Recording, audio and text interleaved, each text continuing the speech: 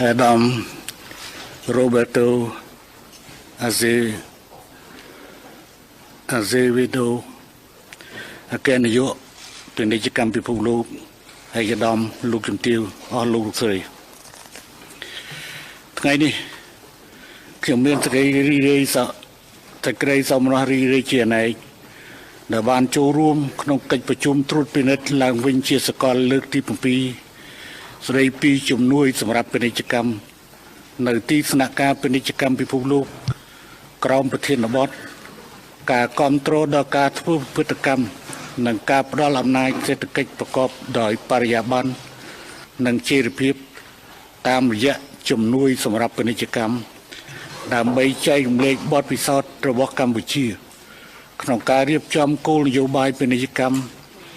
និងជោគជ័យនៃការអភិវឌ្ឍសង្គមសេដ្ឋកិច្ចក្រោយពេលដែលកម្ពុជាក្លាយទៅជាសមាជិកនៃអង្គការពាណិជ្ជកម្មពិភពលោកឆ្នាំ2004ព្រមទាំងទួនាទីរបស់កម្ពុជានៅពេលបច្ចុប្បន្ននិងទៅអនាគតក្នុងការទ្រទ្រង់ប្រព័ន្ធពាណិជ្ជកម្មពហុភាគីនិងការបន្តរក្សាមាគ៌ាសេរីភាវូពាណិជ្ជកម្មជាសកលក្នុងនាមរាជរដ្ឋាភិបាលនិងប្រជាជនកម្ពុជាខ្ញុំសូមអរគុណនិងវាយតម្លៃខ្ពស់ចំពោះអង្គការពាណិជ្ជកម្មពិភពលោកដែលបានរៀបចំនិងអញ្ជើញខ្ញុំមកចូលរួមក្នុងឱកាសបើកកម្មវិធីនៃកិច្ចប្រជុំដ៏មានសារៈសំខាន់នេះខ្ញុំក៏សូមឆ្លៀតយកឱកាសនេះវាយតម្លៃខ្ពស់ចំពោះទួនាទីយ៉ាងសកម្មរបស់អង្គការពាណិជ្ជកម្មពិភពលោកក្នុងការបង្កើតឲ្យមានវិធានការនានាដ៏ពេញលេញដែលคล้ายទៅជាមូលដ្ឋានគ្រឹះក្នុងការធ្វើសេរីភាវូពាណិជ្ជកម្មជាសកលនិងសម្រាប់ពាណិជ្ជកម្មពហុភាគីធានាដល់សេដ្ឋីភាពនៃលំហូរពាណិជ្ជកម្មដោយសេរីរលូននិងអាចព្យាករបានក៏ដូចជានៅក្នុងការគៀងគរជំនួយនានាសម្រាប់អភិវឌ្ឍសេដ្ឋកិច្ចថ្នាក់ជាតិតំបន់និងអន្តរជាតិតាមរយៈការរៀបចំប្រជុំត្រួតពិនិត្យឡើងវិញ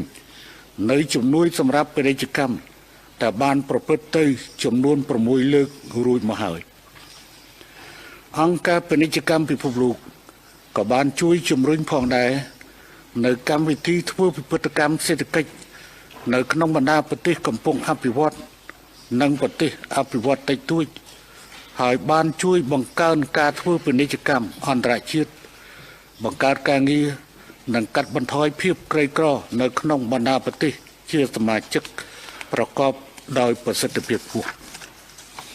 ឯកឧត្តមលោកជំទាវអស់លោកស្រីក្នុងនាមជាប្រទេសដែលមានសេដ្ឋកិច្ចតូចកម្ពុជាជឿលើអត្ថប្រយោជន៍នៃសកលភាវូបនីយកម្មនិងកិច្ចសហប្រតិបត្តិការអន្តរជាតិឈរលើវិធានកតិយុត្តគឺទស្សនវិជ្ជានេះហើយ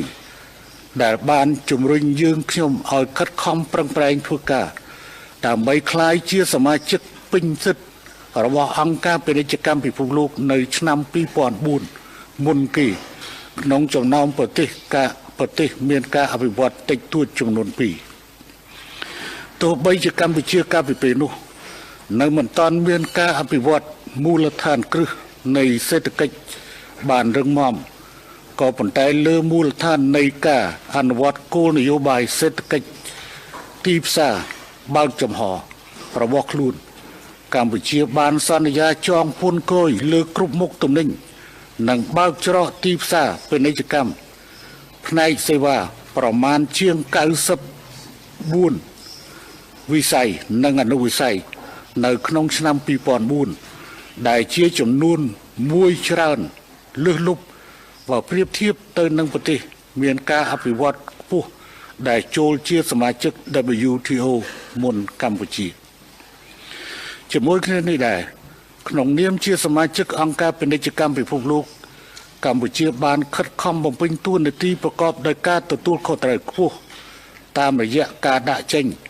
និងរៀបចំកម្មវិធីកែតម្រង់ប្រព័ន្ធសេដ្ឋកិច្ចច្បាប់បទបញ្ញត្តិផ្សេងៗនិងវិធានការនានាដើម្បីឲ្យមានអនុលោមភាពនិងសកលភាពទាំងស្រុងជាមួយបទបញ្ញត្តិអន្តរជាតិជាពិសេស ឲ្យស្របតាមគោលការណ៍តាមការសន្យារបស់កម្ពុជាក្រោមក្របខ័ណ្ឌនៃអង្គការពាណិជ្ជកម្មពិភពលោកជាមួយនឹងការខិតខំបំពេញភារកិច្ចជាសមាជិករបស់អង្គការពាណិជ្ជកម្មពិភពលោករាជរដ្ឋាភិបាលកម្ពុជាក៏បានអនុវត្តយ៉ាងខ្ជាប់ខ្ជួននៅគោលការណ៍នៃលទ្ធិប្រជាធិបតេយ្យសេរីភូប៉ាខិតខំរក្សាសន្តិសុខសន្តិភាពសន្តិសុខស្ថិរភាពនយោបាយសណ្ដាប់ធ្នាប់សង្គមនិងគ្រប់គ្រងម៉ាក្រូសេដ្ឋកិច្ចនិងហិរញ្ញវត្ថុប្រកបដោយភាពប្រុងប្រយ័ត្នតាមរយៈការដាក់ចេញនិងអនុវត្តនៅយុទ្ធសាស្ត្រទូលំទូលាយជាអាចយុទ្ធសាស្ត្រចតុកោណដែលជារបៀបវិរៈគោលនយោបាយរួមសម្រាប់អភិវឌ្ឍសង្គមសេដ្ឋកិច្ចផែនការយុទ្ធសាស្ត្រអភិវឌ្ឍជាតិនិងយុទ្ធសាស្ត្រតាមវិស័យសំខាន់ដទៃទៀតនៅក្នុងវិស័យពាណិជ្ជកម្មកម្ពុជាបានរៀបចំនិងដាក់ឲ្យអនុវត្តនៅយុទ្ធសាស្ត្រសមាហរណកម្មពាណិជ្ជកម្មកម្ពុជាពីឆ្នាំ2001ហើយបានកែលម្អជាបន្តបន្ទាប់ដើម្បីឆ្លើយតបទៅនឹងកម្រិតនៃការអភិវឌ្ឍរបស់កម្ពុជានៅក្នុងឆ្នាំ2019នេះកម្ពុជាបានធ្វើបច្ចុប្បន្នភាពលើកទី3រួចមកហើយរួចជាស្ថាពរនៅយុទ្ធសាស្ត្រសមាហរណកម្ម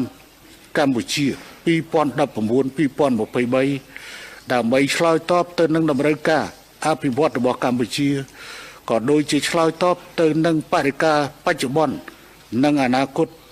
នៃពាណិជ្ជកម្មតំបន់និងពិភពលោកជាលទ្ធផលពីកិច្ចខិតខំប្រឹងប្រែងខាងលើកម្ពុជាសម្រេចបាននៅកំណើនសេដ្ឋកិច្ចជាមធ្យមប្រចាំឆ្នាំក្នុងរង្វង់ 7.7% ប្រកបដោយបរិយាបន្ននិងសមត្ថភាព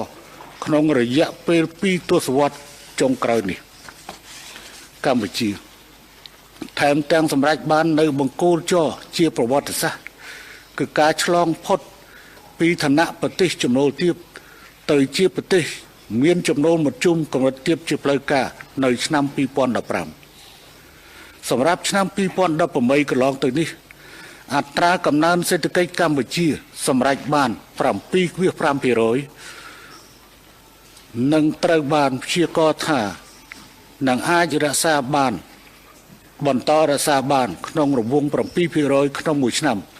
សម្រាប់រយៈពេលមធ្យមទៅមុខអត្រានៃភាពក្រីក្របានធ្លាក់ចុះពី 53.2% នៅឆ្នាំ2004មកនៅក្រោម 10% នៅឆ្នាំ2018ជាមួយគ្នានេះកម្ពុជាបានធ្វើពិពិធកម្មទាំងផលិតផលនិងទីផ្សារដែលក្នុងនោះការនាំចេញរបស់កម្ពុជាបានកើនឡើងពី $5,700 លានស្មើនឹង 40.5% នៃផលិតផលក្នុងស្រុកសរុបនៅឆ្នាំ2012មកដល់ $13,000 លានស្មើនឹង 53.2% នៃផលិតផលសរុបនៅឆ្នាំ2018នឹងបានធ្វើពិពិធកម្មបន្តិចម្ដងពីការនាំចេញសម្លៀកបំពាក់ទៅកាន់ផលិតផលផ្សេងទៀតដូចគ្នាដែរគោលដៅនាំចេញត្រូវបានធ្វើពិពិធកម្មពីការផ្ដោតលើទីផ្សារអាមេរិកនិងទៅផ្ដោតលើទីផ្សារអឺរ៉ុបជប៉ុននិងតំបន់អាស៊ាននិងប្រទេសដទៃទៀតឯកឧត្តមលោកជំទាវអស់លោកស្រីដើម្បីជាការតបស្នងដល់អង្គការពាណិជ្ជកម្មពិភពលោកក៏ដូចជាដើម្បីជួយទ្រទ្រង់ដល់ការចរចាក្រោមក្របខ័ណ្ឌនៃអង្គការពាណិជ្ជកម្មពិភពលោកនិងពង្រឹងតួនាទីរបស់អង្គការនេះក្នុងកាលៈទេសៈសេដ្ឋកិច្ចពិភពលោកកំពុងទទួលរងនៅការគំរាមពីនយោបាយកំពានិយមនិងសង្គ្រាមពាណិជ្ជកម្មទោះបីកម្ពុជាត្រូវប្រឈមនឹងកង្វះធនធានមនុស្សហើយធនធានថវិកាក៏នៅមានកម្រិតក៏ដោយក្នុងនាមរាជរដ្ឋាភិបាលកម្ពុជាខ្ញុំបានសម្រេចឲ្យបង្កើតស្ថានបេសកកម្មប្រចាំអង្គការនេះនៅឆ្នាំ2017ហើយបានណែនាំឲ្យរដ្ឋមន្ត្រីក្រសួងពាណិជ្ជកម្ម និងអគ្គរដ្ឋទូតរបស់យើងនៅទីនេះខិតខំបំពេញតួនាទីធ្វើជាប្រធានសម្របសម្រួលក្រមប្រទេសអភិវឌ្ឍតិចតួចឆ្នាំ2017-2018ឲ្យបានជោគជ័យនិងបន្តបំពេញតួនាទីយ៉ាងសំខាន់ក្នុងនាមជាសមាជិកត្រយការជួយដល់សាធារណរដ្ឋអាហ្វ្រិកកណ្ដាលនិងសាធារណរដ្ឋឆាតក្នុងការដឹកនាំសម្របសម្រួលក្រមប្រទេសអភិវឌ្ឍតិចតួចទាំង36ប្រទេសលើការចរចាក្រោមឆ័ត្រអង្គការក្រោមក្របខ័ណ្ឌអង្គការពាណិជ្ជកម្មពិភពលោកឲ្យបានជោគជ័យជាបន្តទៀតជោគជ័យចម្បងមួយទៀតនោះគឺកម្ពុជាត្រូវបានជ្រើសរើសជាសមាជិកគណៈកម្មការនយោបាយគម្រោងពង្រឹងក្របខ័ណ្ឌសមាហរណកម្មឆ្នាំ2018បន្ថែមលើនេះទៀតកម្ពុជាក៏បានខិតខំប្រឹងប្រែងនិងម្ចាស់ការលើការអនុវត្តកាតព្វកិច្ចនានារួមទាំងកាតព្វកិច្ចនៃការជូនដំណឹងនិងការត្រួតពិនិត្យឡើងវិញនៅគោលនយោបាយពាណិជ្ជកម្មបានចំនួន2លើករួចមកហើយក្នុងឆ្នាំ2011និងឆ្នាំ2017ព្រមទាំងបានបំពេញកាតព្វកិច្ចរបស់ខ្លួនក្នុងការផ្ដល់សច្ចាប័នចូលជាសមាជិកនៃកិច្ចព្រមព្រៀងស្ដីពីកិច្ចសម្រួលពាណិជ្ជកម្មនិងបានអនុវត្តបទបញ្ញត្តិប្រមាណជាង70%រួចមកហើយផងដែរជោគជ័យដែលបានជម្រាបខាងលើបានឆ្លុះបញ្ចាំងពីយុទ្ធសាស្ត្រដែលខ្ញុំធ្លាប់បានជម្រាបជូនឯកឧត្តម Roberto Azevedo កាលពីខ្ញុំជួបឯកឧត្តមនៅឆ្នាំ2018ថាដាក់នុយតូចស្ទូចដើម្បីស្ទូចយកត្រីធំមានន័យថាបង្កើតស្ថាប័នស្ថានបេសកកម្មកម្ពុជាប្រចាំអង្គការពាណិជ្ជកម្មពិភពលោកដើម្បីទទួលបានសមិទ្ធផលធំជាងនេះក្រៅពីនេះក្នុងក្របខ័ណ្ឌអាស៊ាននិងតំបន់កម្ពុជាបានដើរតួនាទីយ៉ាងសកម្មនៅក្នុងការអនុវត្តកាតព្វកិច្ចនិងកិច្ចព្រមព្រៀងនានារបស់អាស៊ានដើម្បីសម្រេចបាននៅសហគមន៍សេដ្ឋកិច្ចអាស៊ានឆ្នាំ2015និងចក្ខុវិស័យសមាគមសេដ្ឋកិច្ចអាស៊ានដែលនឹងប្រែក្លាយទៅជាទីផ្សារនិងមូលដ្ឋានផលិតកម្មជាតំបន់ដែលមានការប្រកួតប្រជែងខ្ពស់មានការអភិវឌ្ឍដោយសមត្ថភាពហើយធ្វើសមាហរណកម្មជាមួយសេដ្ឋកិច្ចពិភពលោកបច្ចុប្បន្នកម្ពុជាកំពុងសហការយ៉ាងជិតស្និទ្ធជាមួយប្រទេសអាស៊ីចំនួន15ទៀតដើម្បីចរចាបញ្ចប់ក្នុងឆ្នាំ2019នេះនៅកិច្ចព្រមព្រៀងពាណិជ្ជកម្មសេរីដ៏ធំមួយហៅកាត់ថា RCEP ដែលមានផលិតផលសរុបចំនួនជាង30% នៃផលិតផលពិភពលោកគិតជាទឹកប្រាក់ប្រមាណ85 trillion ដុល្លារអាមេរិកសម្រាប់ឆ្នាំ2018ឯកឧត្តមលោកជំទាវអស់លោកស្រីឆ្លៀតក្នុងឱកាសដ៏វិសេសវិសាលនេះខ្ញុំសូមវាយតម្លៃខ្ពស់និងកោតសរសើរដល់អង្គការពាណិជ្ជកម្មពិភពលោកព្រមទាំងដៃគូអភិវឌ្ឍនិងអង្គការអន្តរជាតិនានាដែលបានផ្ដល់នូវកិច្ចសហប្រតិបត្តិការយ៉ាងល្អក្នុងការចូលរួមចំណែកជួយប្រទេសអភិវឌ្ឍតិចតួចរួមទាំងកម្ពុជាផងដែរចាប់ផ្ដើមតាំងពីការចរចាជាសមាជិកចូលជាសមាជិកនៃអង្គការពាណិជ្ជកម្មពិភពលោករហូតមកដល់បច្ចុប្បន្ននេះសម្រាប់កម្ពុជាចក្ខុវិស័យរបស់យើងគឺការប្រែក្លាយកម្ពុជាឲ្យទៅជាប្រទេសដែលមានចំណូលមធ្យមកម្រិតខ្ពស់នៅឆ្នាំ2030និងជាប្រទេសមានចំណូលខ្ពស់នៅឆ្នាំ2050ដើម្បីឲ្យកម្ពុជាសម្រេចបាននៅគោលដៅនេះក៏ដូចជាជួយដល់ប្រទេសអភិវឌ្ឍតិចតួចឲ្យចាកចេញពីភាពក្រីក្របានឆាប់រហ័សស្របតាមគោលដៅអភិវឌ្ឍប្រកបដោយចីរភាពឆ្នាំ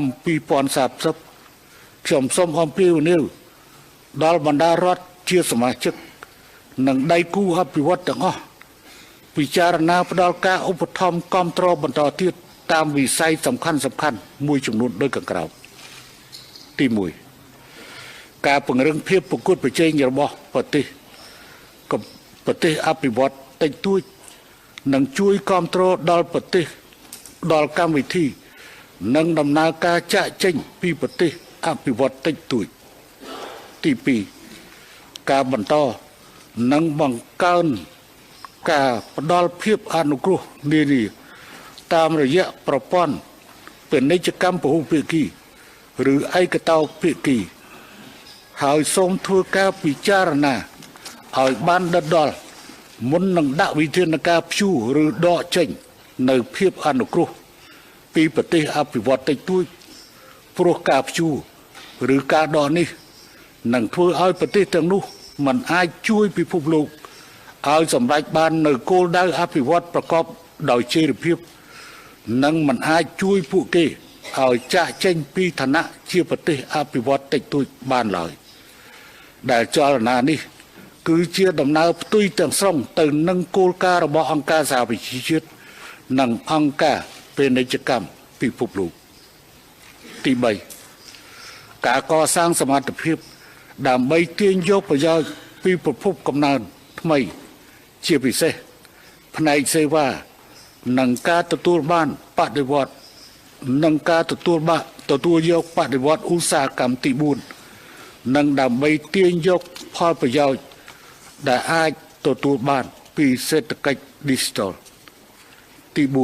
4ការរៀបចំយុទ្ធសាស្ត្រធ្វើពិពិធកម្មសេដ្ឋកិច្ចនិងផលិតផលចម្រុះសម្ដៅបង្កើន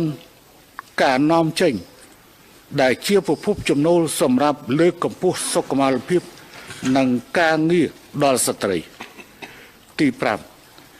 ការតភ្ជាប់គោលនយោបាយយុទ្ធសាស្ត្រនិងចក្ខុវិស័យនានារបស់ប្រទេសអភិវឌ្ឍតិចតួចជាមួយនឹងការវិវត្តសេដ្ឋកិច្ចតំបន់និងពិភពលោកទី6ការបង្កើននវានុវត្តន៍និងជំរុញលើកកម្ពស់ការអនុវត្តថ្មីតាមរយៈការគៀងគរហិរញ្ញប្បទានបន្ថែមពីដៃគូអភិវឌ្ឍ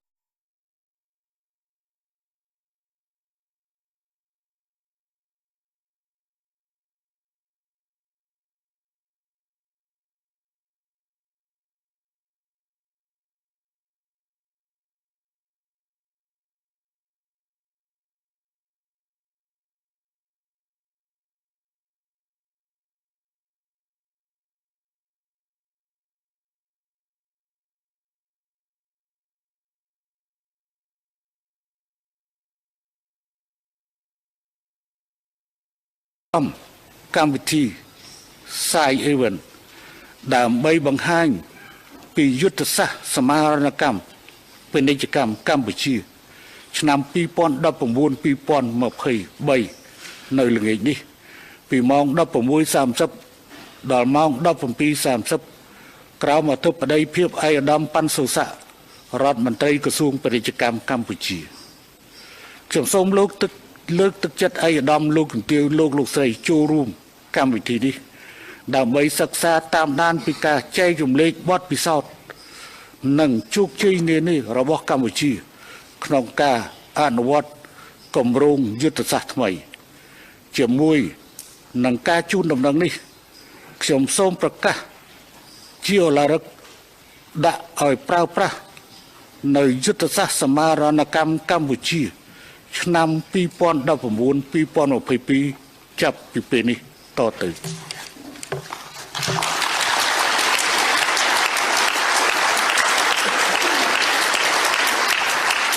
ខ្ញុំក៏សូមបញ្ជាក់ជូនថានេះគឺជាយុទ្ធសាស្ត្រសមាហរណកម្មរបស់កម្ពុជាដែលដាក់ចេញសម្រាប់ការអានគឺត្រូវការពេលវេលាប៉ុន្តែសម្រាប់យើងខ្ញុំបានធ្វើរួចមកហើយប៉ុន្តែក៏ត្រូវធ្វើនៅផ្នែកដែលត្រូវទៀមទា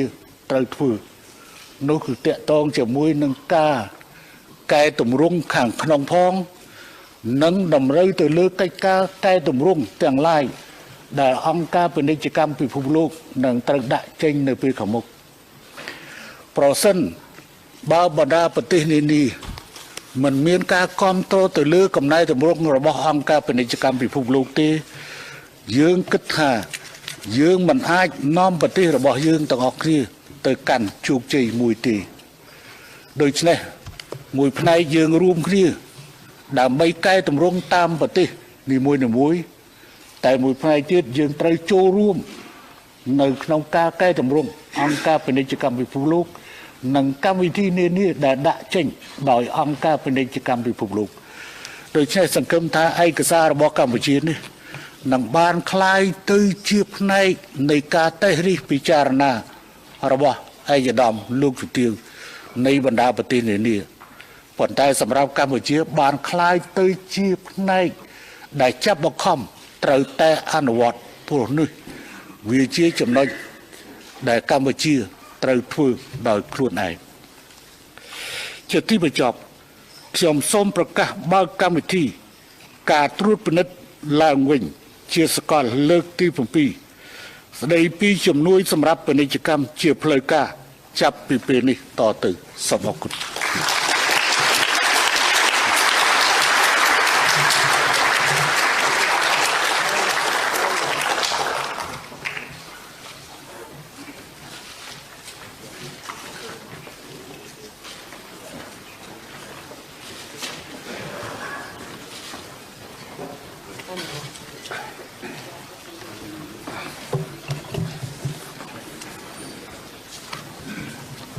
Yeah, I just wanted to put this in here. Sure. Thank you.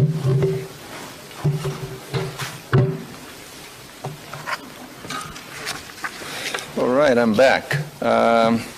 Thank you very much, Prime Minister. And let me also seize this opportunity to welcome Her Excellency Dr. Isatou Touré, Vice President of the Gambia. Welcome to be here with us. It was very encouraging to hear about the importance of the multilateral trading system and of the Aid for Trade initiative for Cambodia's growth and development objectives. I fully support that vision.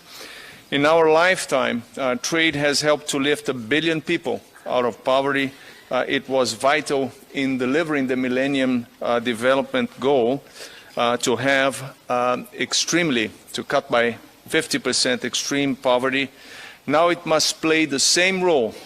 in delivering the Sustainable Development Goals. This is a defining test for the entire international community. It brings our responsibilities as leaders, as policymakers, and as citizens into sharp focus.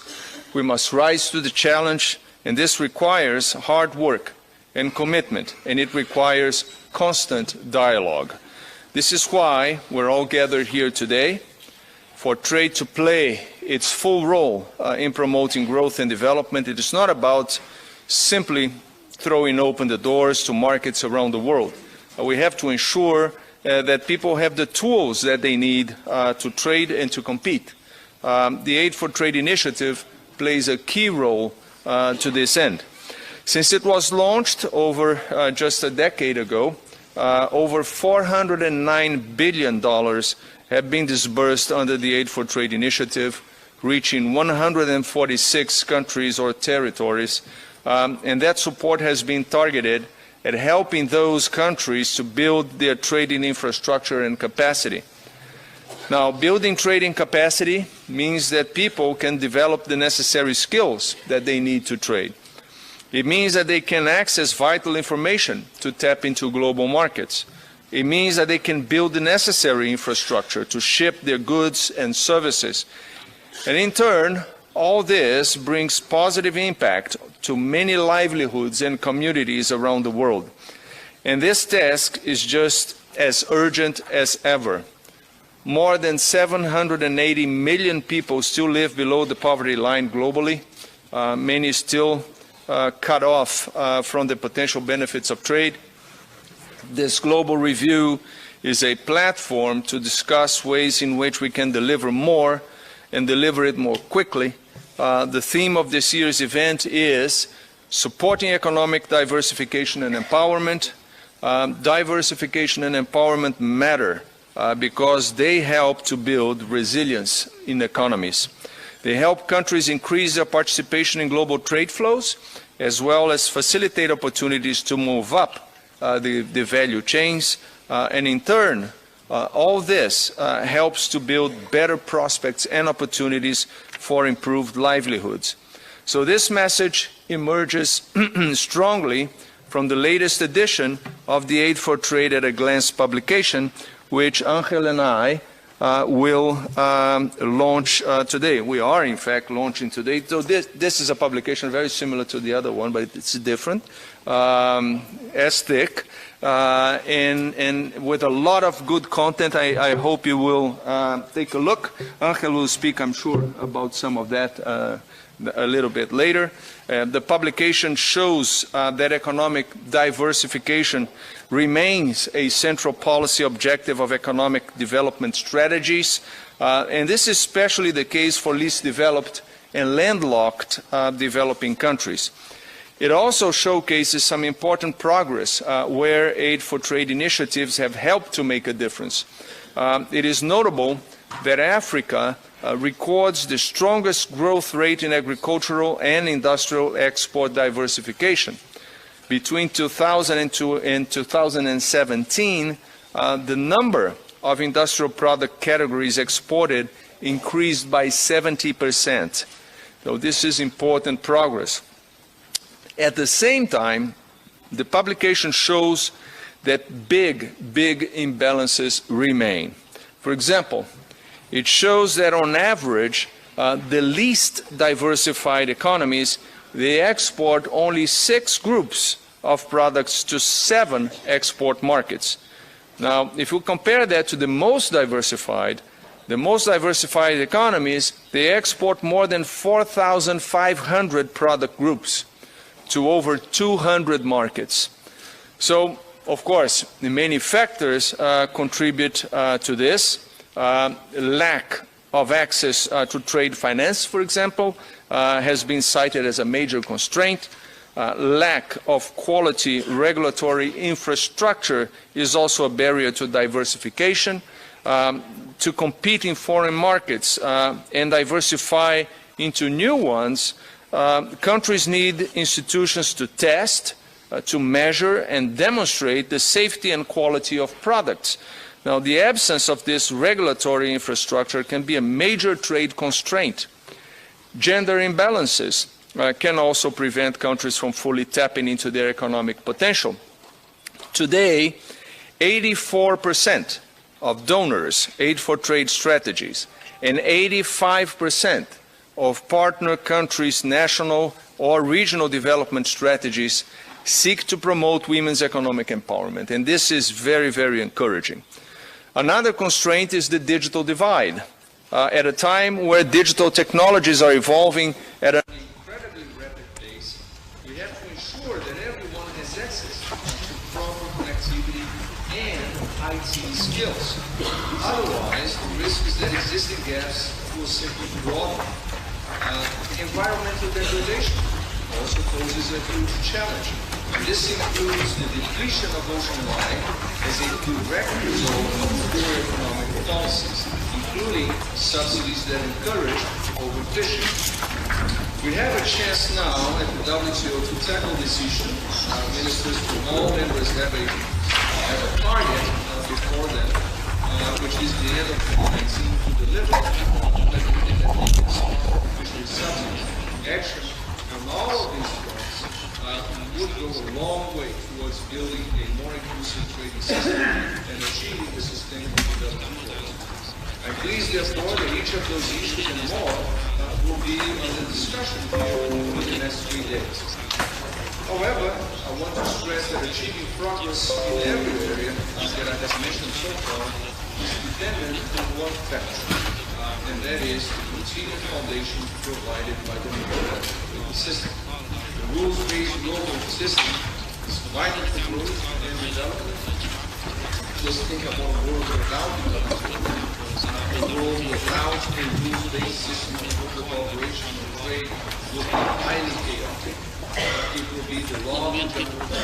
It will be a world where might makes right, and where the poorest economies are hit the hardest. So it is essential that we tackle the tensions that are leading to higher trade barriers and lower trade growth. The G20 leaders sent a message out of the Osaka summit this week in support this weekend, support of trade as a driver of growth and in support of reform of the WTO. So I am very happy with this, that I consider a very positive message. But now we need to see action. In the interest of all WTO members, we need to see action in implementation to reduce uncertainty and to strengthen and improve the trading system. The WTO's track record shows that it is critical for development, but we also know that it can be better. So we must be ready to change. We must be ready to consider how we can be more effective. Events like this can only happen to help in that effort. Working together across our organizations and communities, we can strengthen the global trading system and ensure that it keeps driving development now and for generations to come. So, let's get to it. I would like to thank all those at the WTO that made this week possible, particularly Shishi and Yadashi's teams in the development division. I now would like to give the floor to our friends here at the podium. Let me start with the Secretary. ដែលជាដៃគូសំខាន់ដែលជា OECD សូមអញ្ជើញ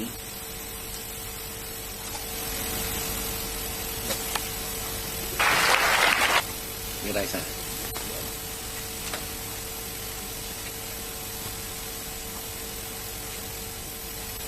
គឺគេហាក់ដូចជាពីម្សិលមិញដែលខ្ញុំបានថ្លែងទៅលើកដំណាក់កាលទី1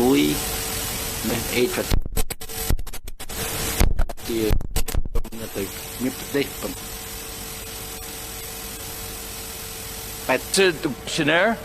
and it's growing. So I think we should change aid for trade at a glance. It's becoming anything but at a glance, you know, but it's big and thick and heavy with substance, and you have provided the substance, and thank you very much for that. Now, Roberto finished on the question of multilaterality, and let me just pick it up from there.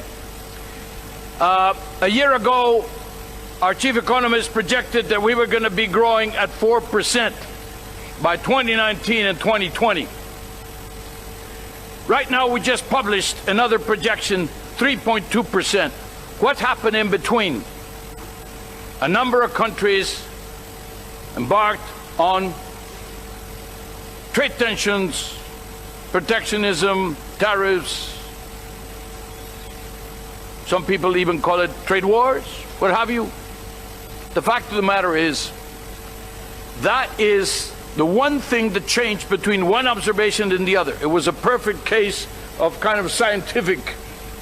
test of looking at what changed and why is it now that we almost lost 1% in terms of the growth. And I can tell you, in Osaka, where I was only a few hours ago, literally, in the summit, the fear was that obviously if the tensions get worse, the impact will only multiply. So let's keep it in our minds. Why? Because trade is only growing maybe 2%, maybe below 2% right now, when it was already growing at more than 5% in 2017, and when it's been going down, growing towards zero. Bad news. But what happens? Why? When you have uncertainty, why do you invest? You invest to produce. Why do you produce? You produce to sell. But if you cannot sell or don't know if you're going to be able to sell, then in a responsible, rational act, you withhold your investment. You don't invest. And there, the growth drops immediately.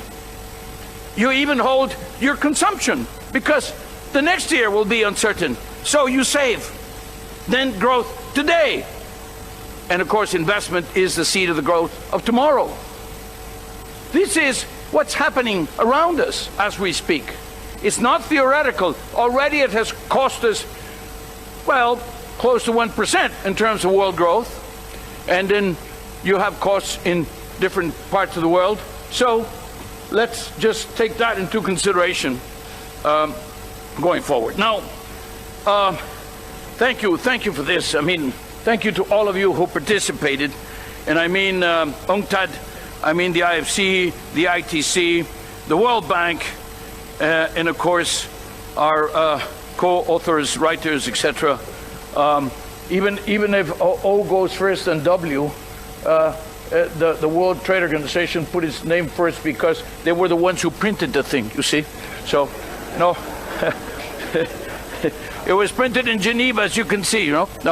No, I mean, it's great. It's one of those things. We do it all the time. We work all the time. We work all year long. Thank you to the teams here, the WTO teams and the OECD teams. It's really great that we're looking at this with such detail. Now, since the start of the Aid for Trade initiative, donors have disbursed $409 billion in official development assistance. And in addition, $346 billion in low-cost concessional loans were disbursed. And interestingly, which is contrary to what is happening with trade in with aid for in general, ODA, you know, in general, the poorest developing countries are getting more than double the support of the better off developing countries. This is very, very good indeed, because as our colleagues from all the UN agencies know, the World Bank, etc., that it's happening the other way around. It's easier to give money to countries that are better off because they have a greater capacity to spend it, and to spend it even in a better organized way, and therefore they get more money effectively. So this is exactly the opposite to what we'd like, and it is happening in Aid for Trade that the poorest developing countries are actually getting the most of the money, actually double per capita. Now, growth in manufacturing, of course, in related services has absorbed large numbers of workers, and this is great in terms of the results. This is exactly what we were seeking. Now the problem, of course, is we also have to put in public policies in place so that we can face the future of you know, automation,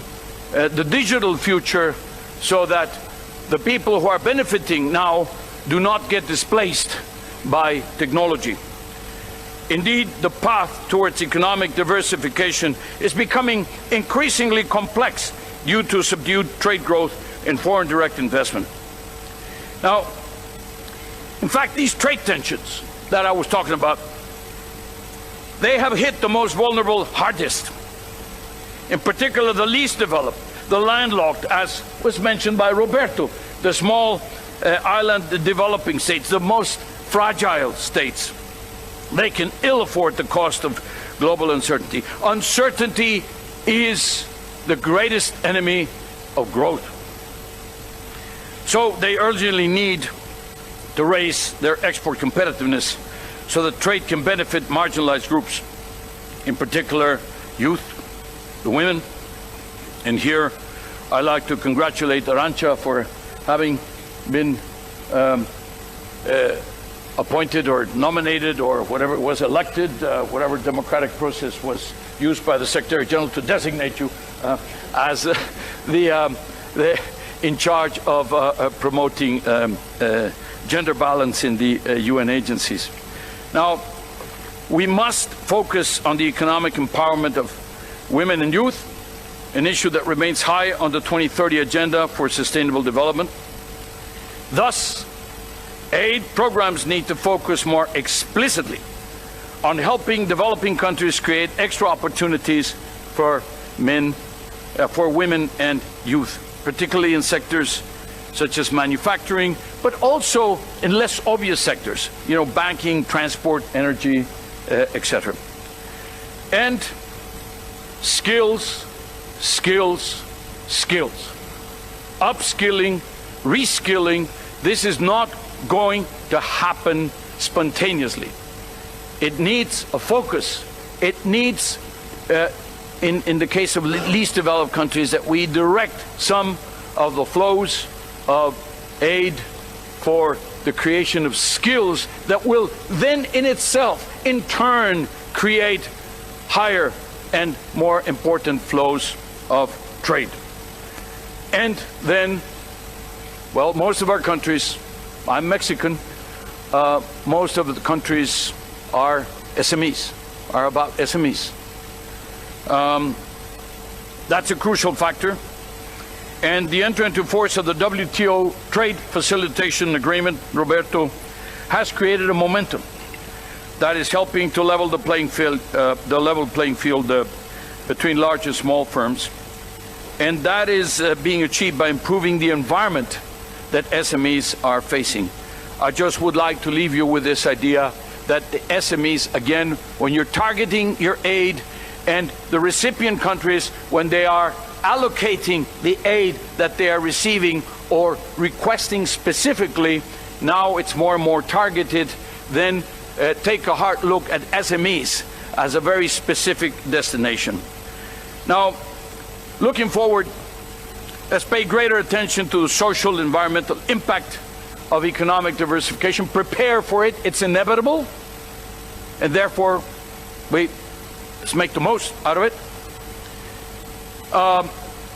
Better incentive frameworks to attract more and better private investments. Targeted social policies to support the reallocation of resources. Government interventions that address market, policy, and institutional failures. And, of course, to continue with policy reforms, the reform of the reforms. It never stops. Targeted to reducing trade costs. And this, of course, with better access to infrastructure and health. All this at the same time. It's a very challenging agenda,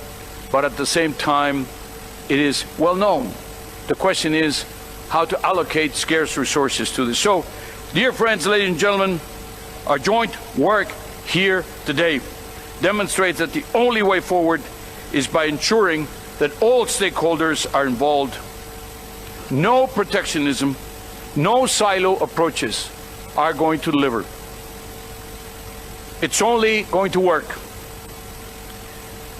if we work together to design, develop, and deliver better aid for trade policies for better lives. Thank you.